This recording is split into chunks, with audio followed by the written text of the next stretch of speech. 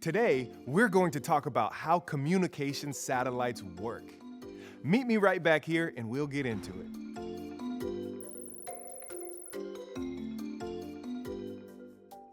So, in a previous episode, we talked about what a satellite is and even a little bit about the jobs they do.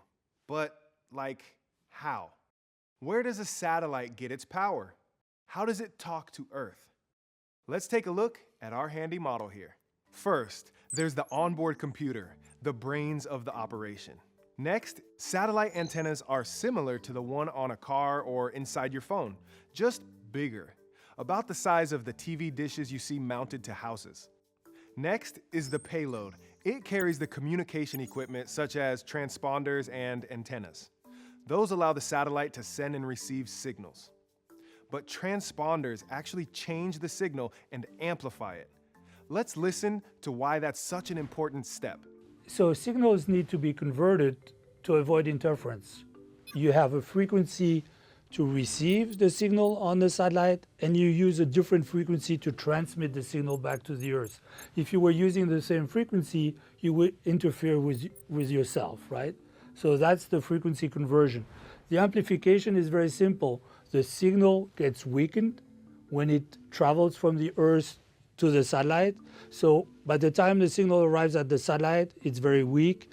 It needs to be amplified before it's transmitted back to the Earth. Now on to power.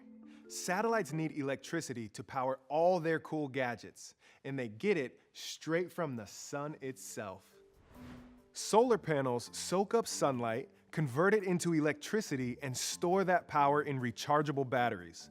And as long as those panels aren't damaged and the sun keeps charging those batteries, the satellite can run for a long time, like years or even decades. Next, we have the attitude control systems. We all know someone who could use a little attitude control, am I right? In this case though, attitude means the physical orientation of the satellite. A satellite can't work if it's just tumbling around in space. So it uses small gyroscopes and reaction wheels to keep it stable and pointing in the right direction. It also won't work right if it starts to get too close or too far away from Earth. So satellites have small thrusters that fire from time to time to keep them orbiting at just the right distance. And there you have it. While there are a ton of different types of satellites, most of them share these common parts.